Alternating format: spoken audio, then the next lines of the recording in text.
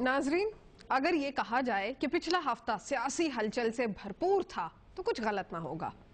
अब आप खुद ही देखिए कि वजीर आजम साहब के बयान ने हलचल जब मचाई, जब उन्होंने भरी पार्लियामेंट में अपनी सियासी बेबसी का बरमलहा इजहार फौज पर हमला करके किया और कहा कि रियासत के अंदर रियासत कायम करने की इजाजत नहीं दी जा सकती। और उसामा बिन लादेन को वीजा किसने दिया? नाजरीन, ये भी एक खुला राज हो गया है कि मेमो स्कैंडल ने हुकूमत की दुम पर ऐसा पांव रखा है कि वजीर आजम अपनी ही फौज के खिलाफ उठ खड़े हुए, और वो भी ऐसे अंदाज में कि हमें शायद अब बाहर के दुश्मनों की जरूरत ही ना पड़े। नाजरीन, ये वही फौज है जिसके साथ साथ कंधे से कंधा मिलाकर कुछ अरसा कबल हुकूमत और तमाम वुज़रा इजलासों में खड़े थे। मगर बीच में ऐसा क्या हुआ? मेमो स्कैंडल आ गया। अब इस स्कैंडल को लेकर असल हकीकत क्या है ये तो शायद वक्त ही बताएगा, मगर ऐसा मालूम होता है कि हुकूमत अपनी पुरानी आदत जो गुज़िश्ता 4 सालों से जारी है अपनाएगी, यानी कि आज़ाद अदलिया के खिलाफ जोर आजमाई और फौज को जमहूरियत के लिए साजिश करने का जिम्मेदार ठहराना। अब इसी सिलसिले में सास बहू के तनाजे की तरह यहां तक कह दिया गया है कि अगर अमरीकियों को दिए गए वीजों के मुतालिक पूछा गया तो फिर उसामा के वीजे के बारे में भी पूछा जाएगा। क्यों फौज को मजबूर किया जा रहा है कि वो मेमो स्कैंडल पर अपना मौकिफ चेंज करे? और अगर फौज अपने मौकिफ से हट जाए या अपना मौकिफ चेंज करे तो क्या कीमत पाकिस्तान को संगीन नताइज की सूरत में अदा नहीं करनी पड़ेगी? दूसरी पिछले हफ्ते की ब्रेकिंग थी आर्मी चीफ पर, जब उन्होंने बाशगाफ और वाज़ेह अल्फाज में कहा कि फौज किसी भी गैर आईनी इकदाम के लिए तैयार नहीं और मार्शल लॉ लगाने की महज अफवाहें फैलाई जा रही हैं।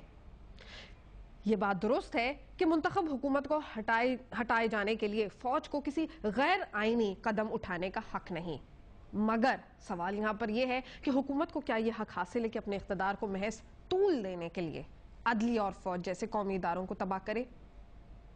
सियासी हलकों में तीसरा भूचाल जब आया जब मुस्लिम लीग नून के सीनियर नायब सदर मखदूम जावेद हाशमी ने मुस्लिम लीग को खैराबाद कहकर तहरीक इंसाफ में शमूलियत इख्तियार करने का फैसला किया और रात भर तमाम टेलीविजन चैनल्स के टिकट्स को लाल रखा। मुस्लिम लीग नून के रहनुमाओं ने जावेद हाशमी को मनाने की भरपूर कोशिशें की, यहां तक कि जब वो अपने घर से एयरपोर्ट रवाना हो रहे थे तो नून लीग के कारकुन उनकी गाड़ी के आगे लेट गए, मगर सब बेसुध साबित हुई और मखदूम साहब ने तहरीक इंसाफ में शमूलियत इख्तियार करके खान साहब के दिल को बाग बाग कर ही दिया। इमरान खान, जिन्होंने अपनी सियासी जमात की बुनियाद 15 साल कबल रखी थी, हालिया महीनों में ये बात साबित कर रहे हैं कि उनके अवामी जलसों में हर तबके से ताल्लुक रखने वाले लोग गैर मामूली तौर पर बड़ी तादाद में हिस्सा ले रहे हैं। चूंकि इमरान खान की जमात का रिवायती गढ़ पंजाब समझा जाता है, लेकिन कल के कराची के जलसे में लोगों की इतनी बड़ी तादाद में शिरकत ने यह बात साबित कर दी है कि तहरीक इंसाफ कौमी सतह पर एक बड़ी जमात बनकर उभर रही है और लोग बदलाव चाहते हैं।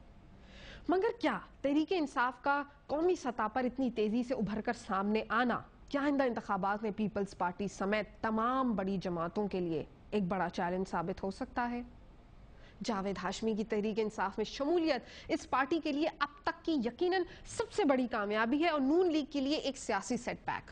मगर क्या यह हकीकत नहीं कि खान साहब के लिए अगला चैलेंज जावेद हाशमी को संभाल कर रखना होगा? और अब दुनिया देखेगी कि तहरीक इंसाफ जावेद हाशमी जैसे बागी को कब तक और कैसे संभालती है। यही है वो बातें जो आज हम अपने शो में डिस्कस करेंगे। फिलहाल एक वक्फा लेते हैं, वक्फे से वापस आएंगे, मैं अपने शो में अपने गेस्टों को इंट्रोड्यूस कराऊंगी, शो को स्टार्ट करेंगे, लेकिन फिलहाल लेते हैं मुख्तसर सा वक्फा। मेरे साथ रहिए।